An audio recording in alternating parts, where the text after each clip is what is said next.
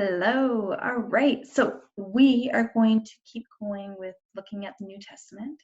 And so, with that being said, what I want to do is have it where we're actually going to kind of explore comparing the church found in Acts chapter 2. We're going to compare that church with the modern church. And I'm so fascinated to see what you guys come up with as far as your thoughts, your opinions, and I'll show you in just a moment here. So let me show you the assignment first of all. Over here, we have it where you're going to read Acts 2, verses 42 to 47. And I've actually pulled that up in a couple different translations. First one here is the NIV. They devoted themselves to the apostles' teaching and to fellowship, to the breaking of bread, and to prayer. Everyone was filled with awe at the many wonders and signs performed by the apostles. All the believers were together and had everything in common. They sold property and possessions to give to anyone who had need. Every day they continued to meet together in the temple courts. They broke bread in their homes and ate together with glad and sincere hearts, praising God and enjoying the favor of all the people. And the Lord added to their number daily those who were being saved. And I actually just pulled it up in the Passion Translation as well. I personally really love that translation, but there's also other ones you could look it up in, maybe the Amplified Version, New King James Version. There's several different ones that would be interesting just to compare as far as getting a feel for the text. This one says, every believer was faithfully devoted to following the teachings of the apostles. Their hearts were mutually linked to one another, sharing communion and coming together regularly for prayer. A deep sense of holy awe swept over everyone, and the apostles performed many miraculous signs and wonders. All the believers were in fellowship and as one body, and they shared with one another whatever they had. Out of generosity, they even sold their assets to distribute the proceeds to those who were in need among them. Daily they met together in the temple courts and in one another's homes to celebrate communion. They shared meals together with joyful hearts and tender humility. They were continually filled with praises to God, enjoying the favor of all the people. And the Lord kept adding to their number daily those who were coming to life. Now, we have a beautiful description of what the church was like then. So the early church found in Acts 2 here.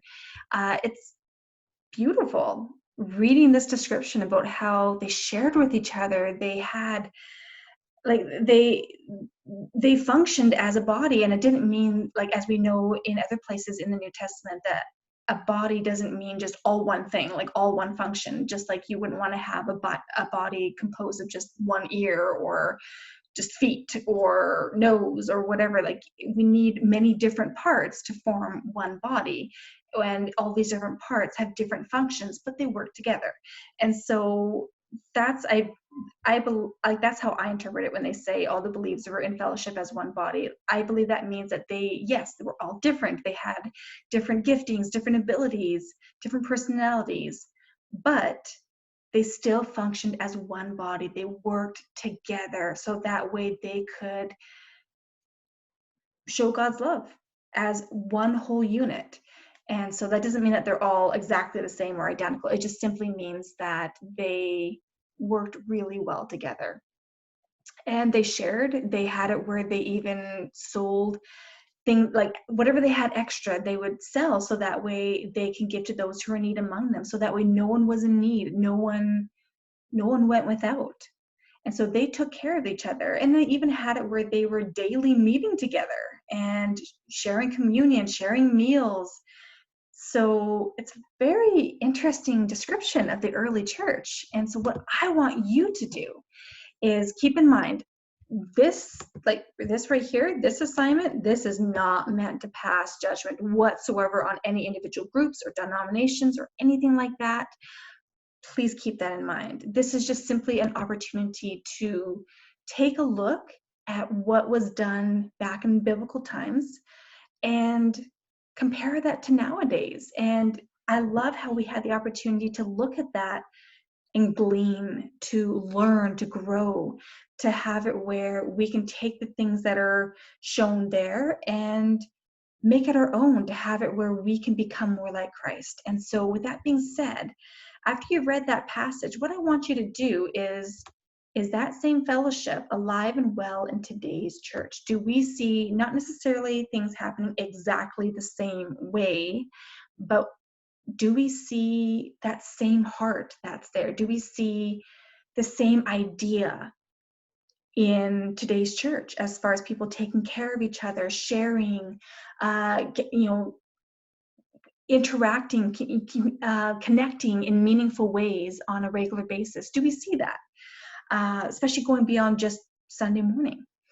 So what you're going to do is, don't worry, it's not going to be a huge long essay that I'm looking for. I'm looking for a minimum of 350 words. That's not too bad. That's only about a page to a page and a half, double space. It's not too bad. But what I need from you is, in your essay, you need to answer these 4 questions. And I want your thoughts. Be honest with me. You don't have to give me the Sunday school answer. I'm not looking for that. If you have it where your perception is not maybe that favorable of today's church, tell me why. I want you to give me reasons for your opinion then. It's okay to have a different opinion. It's okay to have an opinion that you feel maybe is not hugely popular. I just want you to be able to explore that and to be able to back it up with reasons. So, first question, do you think that the modern church conducts itself the same way it used to in the early church? Why or why not?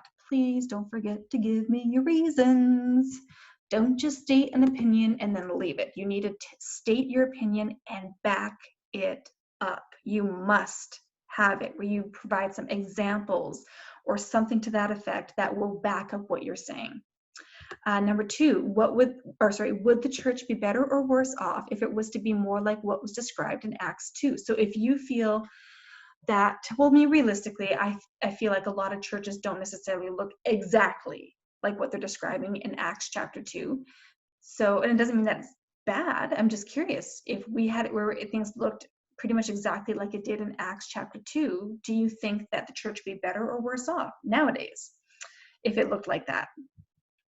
Question 3, what do you feel is the most important thing that needs to change so that the church becomes stronger? And if you feel like nothing needs to be done to make the church stronger, explain why, all right? Keeping in mind, anytime you state an opinion, you must back it up with evidence. You must have examples to prove your point. And last one, what could you do to see the church strengthen and grow? So this actually brings some personal responsibility into the mix where, you know what? Guess what? You don't have to be a pastor. You don't have to be a youth pastor. You don't have to be a worship leader. You don't have to be a teacher. You don't have to teach Sunday school. You don't have to do any of those things. You don't even have to be an adult to be able to do something to make a positive impact. Think about Jesus. I know that he's the Son of God, but he's also a Son of Man. And when he was 12 years old, he's having it where he's teaching in the temple.